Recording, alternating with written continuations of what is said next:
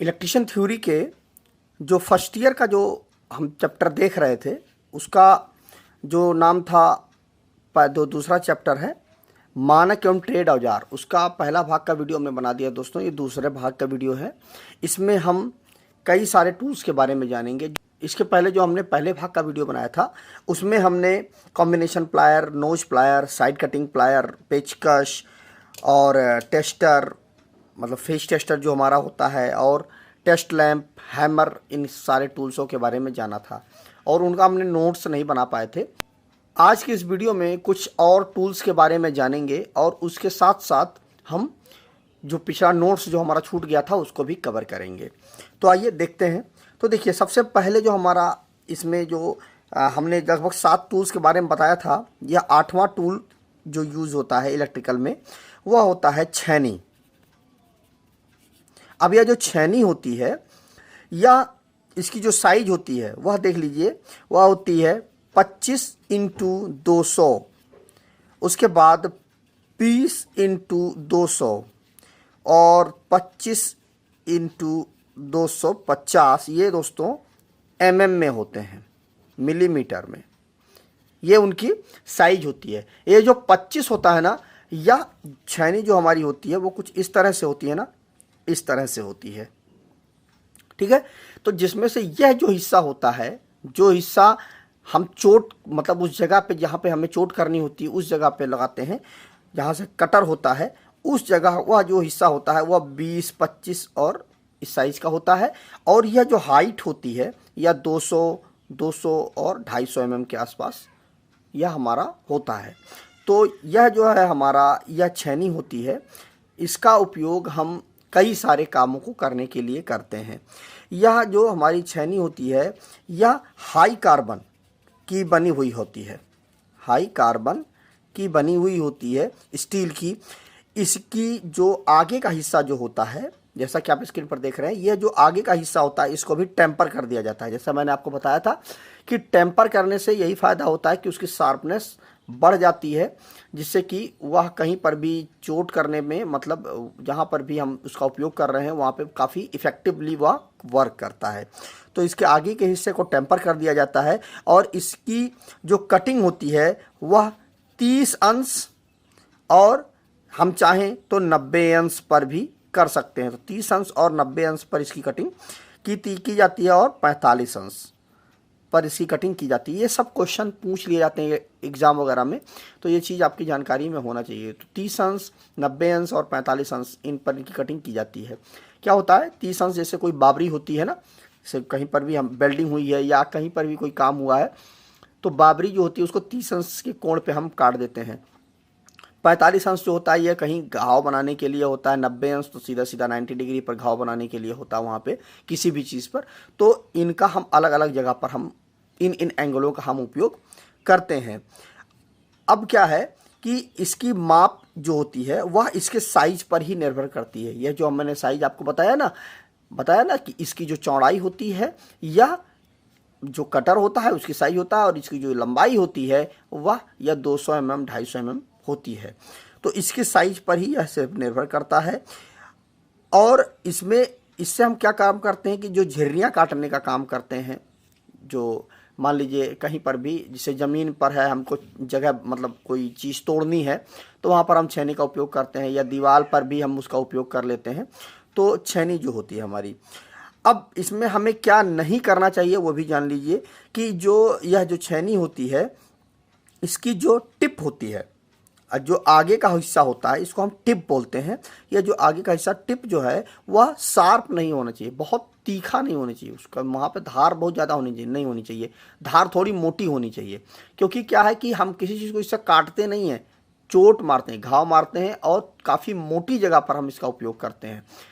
अगर कोई पर भी आपको इसका उपयोग करना है तो आप उसकी जो धार है आगे वाली उसको थोड़ा सा मोटा रखें, जिससे कि वह आपका वर्क कर देगा। तो आगे का जो हिस्सा होता है उसको आप मोटा ना करें। और दूसरा चीज़ है, इसे जंग लगने से आप बचाएं, इसमें जंग ना लगने पाए, ठीक है। तो ये हो गया दोस्तों 8वां नंबर हमारा छेनी। उसके बाद जो 9वां नंबर हमारा आता है वह आता है रॉल प्लग टूल, यह भी काफ़ी महत्वपूर्ण औजार होता है। इलेक्ट्रिकल में भी यह बहुत ज़्यादा यूज होता है। इसकी जो साइज होती है वह 6, 8, 10, 12 और 14 नंबर में ये आता है। यह जो हमारा राउल प्लग टूल होता है, इसमें क्या होता है, यह मैक्सिमम इसका उपयोग कहीं पर भी छेद करने के काम में आता है। अब छेद कहाँ पे हमें करना होगा, जैसे कि नॉर्मली अब आजकल तो ड्रिल मशीनें आ गई हैं, काफ़ी अच्छी क्वालिटी की आ गई हैं, हैमरिंग वाली आ गई हैं। लेकिन पहले क्या होता था कि अभी भी इसका उपयोग किया जाता है जहाँ पर ड्रिल मशीन नहीं उपलब्ध होती है। तो इसका क्या होता है कि जहाँ पर वायरिंग करनी हुई होती है वहाँ पर इसका उपयोग किया जाता है। वायरिंग वाली जगह पे मतलब ज़्यादा टूट फूट ना हो, जैसे हमारी ड्रिल मशीन होती है ना, कहीं पर भी छेद करना हुआ तो वहाँ पर हम इसका उपयोग कर देते हैं, तो उससे क्या होता है बाकी हिस्सा टूटता नहीं है। तो राउल प्लग टूल भी होता है, वही काम के लिए होता है। कहीं पर भी जैसे आपको स्क्रू टाइट करना है, ठीक है, तो वहाँ पर हम राउल प्लग टूल की मदद से, अब तो वायर मतलब हम ड्रिल मशीन से कर देते हैं, लेकिन राउल प्लग टूल भी वही काम करता है। उसी जगह पे वह गड्ढा बना देगा और वहाँ पर आप पीवीसी की गुल्ली आप डाल करके आप किसी पेज को टाइट कर सकते हैं। तो यह टूट फूट ना हो इसके लिए दीवारों पर इसका उपयोग किया जाता है छेद बनाने के लिए, और प्लास्टिक की गुल्ली डाल करके पेज को टाइट कर दिया जाता है। इसका होल्डर जो होता है वह माइल्ड स्टील का बना हुआ होता है। जो इसका होल्डर होता है, मतलब होल्डर मतलब ऊपर का हिस्सा जो होता है, तथा जो इसकी बिट होती है वह कार्बन स्टील की होती है। कार्बन स्टील की होती है जो इसकी बिट होती है, ठीक है। बस मैंने आपको बताया ना कि शार्पनेस को बढ़ाने के लिए। तो ये चीज़ें हो गई। अब इसमें हमें क्या नहीं करना चाहिए वो जान लीजिए।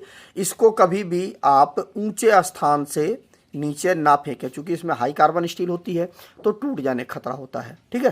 तो ऊंचे स्थान से इसको नीचे ना फेंकें और धातु पर इसका प्रयोग ना करें, मतलब किसी मेटल पर इसका उपयोग ना करें। किसी ज़मीन पर या दीवालों पर ही इसका उपयोग करें, कभी भी मेटल पर ना करें, क्योंकि अगर आप मेटल पर करते हैं तो यह टूट जाने की इसकी संभावना ज़्यादा होगी, टूट जाए, क्योंकि ये मेटल में तो छेद कर नहीं पाए, क्योंकि ये भी मेटल है वो भी मेटल है, तो मेटल से मेटल पर छेद नहीं होगा। अब इसके बाद जो अगला हमारा टूल आता है, जो 10वां हमारा टूल आता है वह आता है सुआ। अब सुआ क्या चीज़ होता है, देखिए इसकी जो साइज होती है वह 150 mm, 200 mm, और इसमें जो अगर हम इंचेज में निकालें तो 6 इंच और 8 इंच में इसकी साइज होती है। यह भी कार्बन स्टील का बना हुआ होता है। इसका मुंह जो होता है वह नुकीला होता है, ठीक है। इसका मुंह जो होता है नुकीला होता है, तथा हैंडल लकड़ी का या प्लास्टिक का बनाते हैं। जो इसमें हैंडल जो होता है, जैसे आप स्क्रीन पर देख रहे हैं, ये जो सुआ है हमारा, इसका जो हैंडल होता है वो प्लास्टिक का या लकड़ी का होता है। इससे पेच कसने के लिए, जैसे कहीं पर मान लीजिए आपको नया पेंच लगाना है, नया स्क्रू कहीं पर भी अगर आपको लगाना है मान लीजिए इस जगह पर, तो वहाँ पर क्या होता है कि जगह नहीं बन पाती है। तो उसके लिए एक मार्किंग के लिए एक हम जरा सा ग्रिप बना देते हैं, फिर वहाँ पर हम स्क्रू को टाइट करते चले जाते हैं, तो जिससे वह जो स्क्रू होता है वह पूरी तरह से अच्छे से वह टाइट हो जाता है। मतलब कहीं पर भी मार्किंग करने के लिए, स्क्रू के लिए हम इसका उपयोग करते हैं, ये जो हमारा सुआ होता है। अब इसमें हम क्या चीज़ ना करें, इसका मुंह जो होता है वह नुकीला होता है, ठीक है, तथा वर्गाकार होता है। वर्गाकार मुंह जो है नुकीला और वर्गाकार ही होना चाहिए। कभी भी इसका जो मुंह होता है वो गोल मत करिए, गोल करेंगे तो जो यहाँ पे जो मार्किंग होती है वो नहीं बन पाएगी, ठीक है। तो ये चीज़ का ध्यान रखिएगा। उसके बाद जो हमारा 11वां नंबर आता है वह आता है लकड़ी की आरी। लकड़ी की आरी। अब लकड़ी की आरी जो होती है, इसकी जो साइज होती है वह 250 mm की होती है, 300 mm की होती है, 400 mm की होती है, और इसका इंचेज में 10 इंच, 12 इंच और 16 इंच इसकी साइज जो हमारी होती है। यह जो होती है यह एक बहुत ही अच्छे जो स्टील की बनाई जाती है, जो हमारी आरी होती है। इसकी जो मोटाई होती है, ये सब सारी चीज़ें दोस्तों, ये सब चीज़ें आप ध्यानपूर्वक देख लीजिए। ये एग्जाम वगैरह में पूछ ले जाते हैं तो आपको कन्फ्यूज़न हो जाएगी कि कौन सा हम जवाब लिखें। इसकी जो मोटाई होती है, जो हमारी आरी होती है, जो लकड़ी काटने के लिए जो कारपेंटर वगैरह रखते हैं, उसकी जो साइज़ की जो मोटाई होती है, उस आरी की जो मोटाई होती है 1.2 से लेकर के 1 mm तक इसकी मोटाई होती है। इसमें 1 इंच में 6 से 8, 1 इंच में 6 से लेकर के 8 जो हमारे दांते होते हैं, ठीक है, दांते जिससे हम काटते हैं ना, तो वह दांते होते हैं। इस चीज़ को भी आप नोट कर लीजिएगा, 1 इंच में 6 से लेकर के 8, अभी मैं इसको नोट भी करा दूंगा आपको, 6 से लेकर के 8 इसके दांते होते हैं। और इसमें एक चीज़ और ख़ास बात होती है कि इसका जो हैंडल होता है वह, मतलब जो कि देखिए जो हमारी आरी होती है ना, इसे ये मान लीजिए हमारी हैंडल हो गई, तो इस तरह से इसके दांते होते हैं, ठीक है, मतलब हैंडल की तरफ इसके दांते झुके हुए होते हैं। इस चीज़ को अभी आप ध्यान रखिएगा। जो हमारा हेक्सा ब्लेड होता है वो इससे एकदम अलग होता है, लेकिन जो हमारा आरी होती है वो अलग होती है। तो उसमें क्या होता है कि इस चीज़ को ध्यान रखिएगा, इसका जो दांते होते हैं वो हमेशा इसके तरफ होते हैं, हैंडल की तरफ होते हैं। 1 इंच में 6 से लेकर के 8 इसके अंदर दांते होते हैं, और इसकी जो मोटाई होती है वह आधा से लेकर के 1 mm के बीच में होती है, ठीक है। तो ये हो गई हमारी लकड़ी की आरी। अब इसमें जो हम क्या क्या हमें नहीं करना चाहिए, देखिए इसमें हमेशा जो इसके दांते होते हैं इसमें ग्रीस लगा करके हमेशा रखना चाहिए, क्योंकि अगर आप ग्रीस नहीं लगा के रखेंगे तो वहाँ पर दिक्कत ये आ जाएगी कि इसके जो दांते हैं उसमें जंग लग जाएगी। तो उससे बचाने के लिए, और एक चीज़ और भी खास होती है कि इसमें जो दांते होते हैं ना उसमें टेढ़े जो धार लगाई जाती है वो हल्की सी क्रॉस में लगाई जाती है। आप अगर जब भी आप उसके धार को देखेंगे तो हल्की सी क्रॉस में इसकी धार लगाई जाती है। वो इसीलिए होता है क्योंकि जब आप लकड़ी को काटें तो वह पूरी तरह से धार का भी काम करे और जो लकड़ी का अंदर बुरादा रह गया है उसको भी बाहर निकालने का काम करे। तो हल्का सा क्रॉस में इसकी जो धार होती है वो होती है। इसके बाद जो हमारा अगला आता है 12वां नंबर, लोहे काटने की आरी। लोहा काटने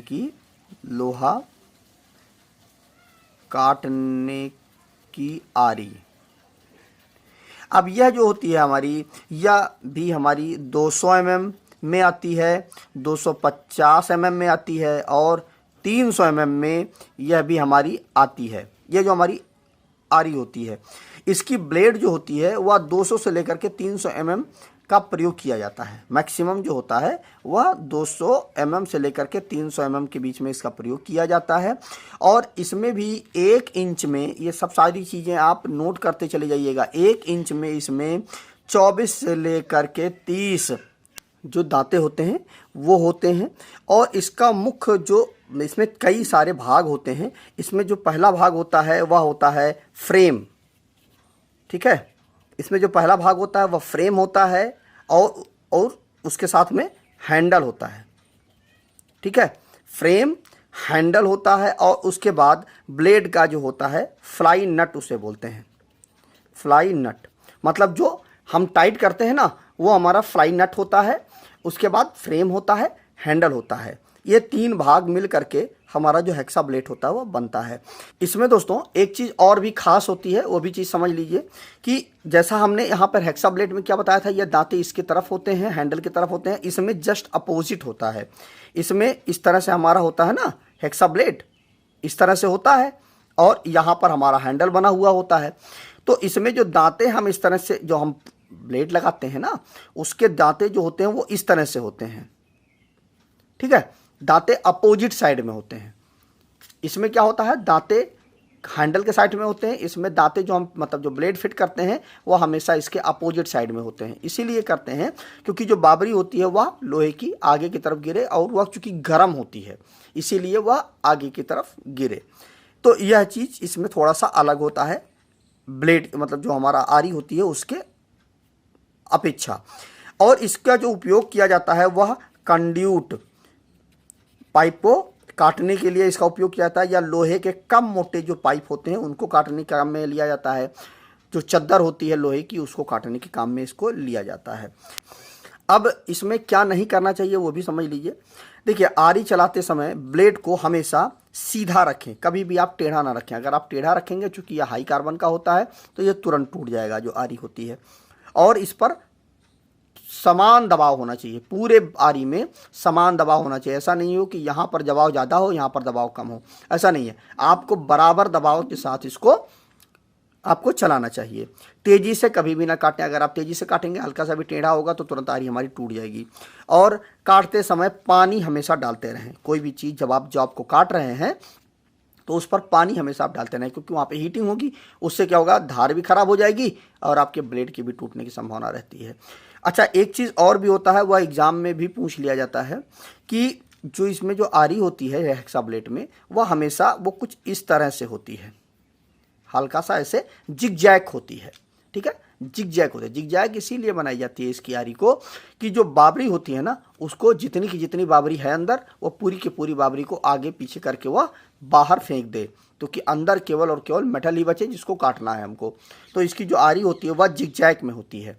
ठीक है, तो ये हो गई हमारी आरी जो होती है हमारी, या इसको हम हेक्सा ब्लेड भी बोलते हैं। इसके बाद जो अगला हमारा आता है 13वां नंबर, इलेक्ट्रीशियन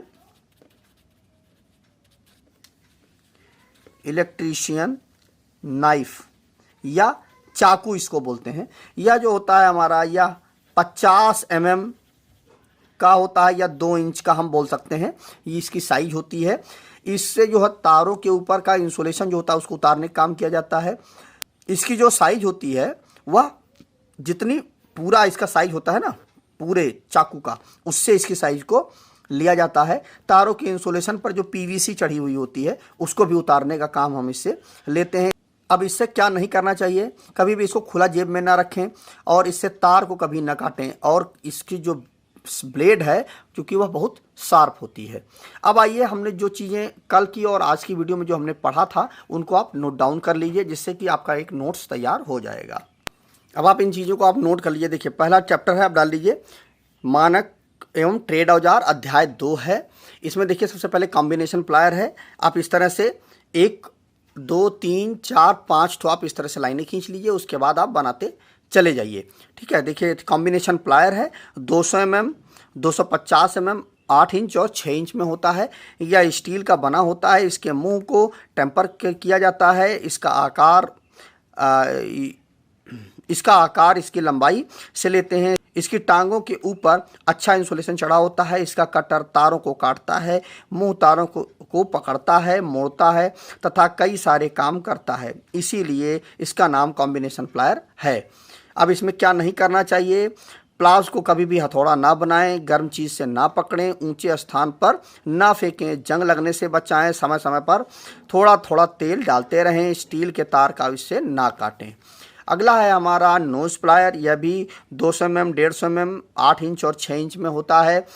यह लंबी नोच चोंच वाला प्लास होता है। यह स्टील का बना होता है तथा इसके मुंह पर टेम्पर किया जाता है। इसका आकार भी इसकी लंबाई से लेते हैं। इसका मुंह लंबा और गोल होता है। इसका कटर छोटा होता है। यह पतली जगह पर नट बोल्ट को खोलने में या पकड़ने के काम में आता है। और जो नहीं करना चाहिए वो सेम नोच कॉम्बिनेशन प्लायर की तरह ही होता है इसमें। उसके बाद साइड कटिंग प्लायर है 200 mm, 150 mm और 8 इंच और 6 इंच में होता है। यह स्टील का बना होता है। इसमें एक साइड कटर पूरा का पूरा होता है। इसको टेम्पर किया जाता है। उसके कटर को इससे तारों को काटा तथा इंसुलेशन को छीला जाता है तथा वाइंडिंग के तारों को काटने में भी इसका उपयोग किया जाता है। और बाकी सब चीज़ें जो है नहीं करना चाहिए, वो जो हमारा कॉम्बिनेशन प्लायर है, नोज प्लायर है, उसी तरह इसको एज इट इज होता है। उसके बाद जो हमारा पेचकश है वह 300 mm, 250 mm, 200 mm, 150 mm, 100 mm और 75 mm में होता है। और जिसमें से जो हमारा इंचेज में है 12, 10, 8, 6, 4, 2 इंचेज में होता है। यह बिजली के काम में बहुत महत्वपूर्ण औजार होता है। इसमें हैंडल, ब्लेड और जो इसका मुंह होता है उसको टिप बोलते हैं। इसमें 3 हिस्से होते हैं, हैंडल लकड़ी का, प्लास्टिक का तथा ब्लेड सख्त स्टील का तथा टिप जो होती है उसको टेम्पर किया जाता है। इसका साइज जो होता है ब्लेड की लंबाई पर निर्भर करता है, मतलब जो पूरा हमारा स्क्रू ड्राइवर होता है। हैंडल पर हथौड़े की चोट कभी भी ना करें, जंग से बचाएं। ब्लेड पर पीवीसी की स्लीव अवश्य चढ़ाएं। अगला है हमारा फेज टेस्टर। 500 वोल्ट में इसका यूज किया जाता है। इसमें एक ग्लास ट्यूब होता है जिससे जिसमें सबसे ऊंचे लोहे की ब्लेड, उसके ऊपर हाई वैल्यू का प्रतिरोध, फिर नियॉन बल्ब, उसके ऊपर स्प्रिंग का प्रेशर होता है। इसके बाद सबसे ऊपर एक लोहे की टिप होती है जिससे छोटे मोटे पेंच कसने का काम इससे हम करते हैं। फेज चेक करते समय उसकी ऊपरी टिप पर उंगली जरूर लगाएं और पैर जमीन पर जरूर रखें, तभी यह काम करेगा। यह अधिकतम 500 वोल्ट तक काम करता है। टेस्टर जो है हमारा वो 200 वोल्ट और 400 वोल्ट, टेस्ट लैंप जो है 200, 220 वोल्ट और 440 वोल्ट में इसका काम होता है। इसमें पेंडेंट होल्डर को आवश्यकता अनुसार 2 तारों में लगा कर बनाते हैं तथा बल्ब जो है वह 100 वाट और 200 वाट की लगाते हैं। जब 440 वोल्ट का बनाना होता है तो 2 बल्बों के होल्डरों को हम सीरीज में जोड़ देते हैं और 100 वाट के 2 बल्बों को हम लगा देते हैं। इसको झटके से बचाएं, कभी भी इसके तारों को ना काटें। अगला है हमारा हथौड़ा। यह 115 ग्राम, 250 ग्राम, 500 ग्राम और 1 किलो में होता है। इलेक्ट्रीशियन के लिए बॉल पिन हैमर का उपयोग किया जाता है। इसका हथौड़े का सिर जो है गोल होता है, इसीलिए इसको बॉल पिन हैमर बोला जाता है। अब इसमें क्या ना करें, इसका हैंडल ढीला ना रखें, हैंडल पर ग्रीस या तेल ना लगाएं। छैनी है, छैनी का साइज जो है 15x200, 20x200, 25x250 mm में होता है। यह हाई कार्बन स्टील की बनी होती है। इसकी टिप को टेम्पर किया जाता है। इसकी कटिंग 30 अंश और 45 अंश और 90 अंश में होती है। इसकी माप इसके मुंह की चौड़ाई तथा लंबाई पर लिया जाता है। इसमें झिर्री काटने का काम इससे हम करते हैं। इसमें टिप जो होती है वह ज़्यादा शार्प नहीं होनी चाहिए, जंग लगने से इसको बचाएं।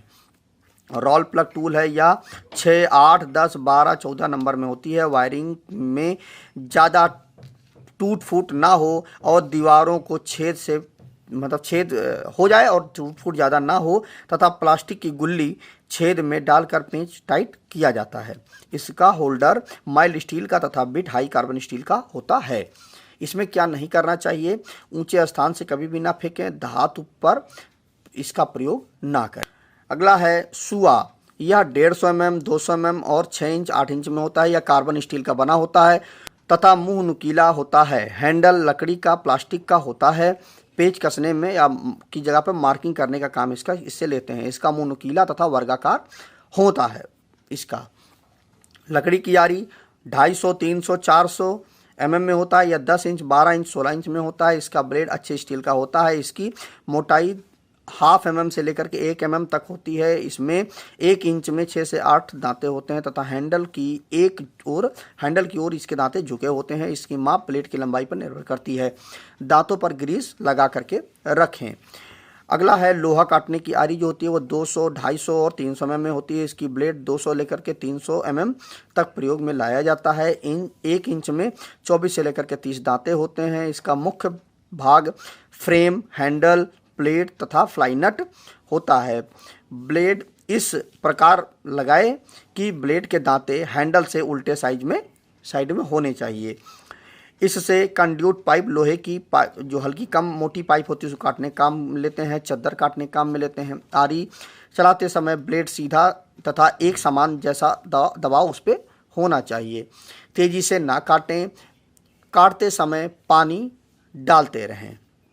अगला है इलेक्ट्रीशियन नाइफ है, वह 50 mm या 2 इंच में होता है। इसका उपयोग जो है वो तारों के इंसुलेशन को उतारने में करते हैं। इसका साइज़ ब्लेड की साइज पर निर्भर करता है। तारों का इंसुलेशन पीवीसी उतारने में हम करते हैं। तारों का जो इंसुलेशन होता है उसको उतारने में इसका उपयोग करते हैं। खुला चाकू जेब में ना रखें, इससे तार ना काटें और ब्लेड को शार्प रखें। अब ये हो गए दोस्तों जो दूसरे भाग का वीडियो था। अब अगली वीडियो में हम जो स्पैनर होते हैं उनके बारे में जानेंगे काफ़ी डिटेल से। तो काफ़ी आगे का भी वीडियो काफ़ी अच्छा है। तो आज की इस वीडियो में बस इतना ही। नमस्कार दोस्तों।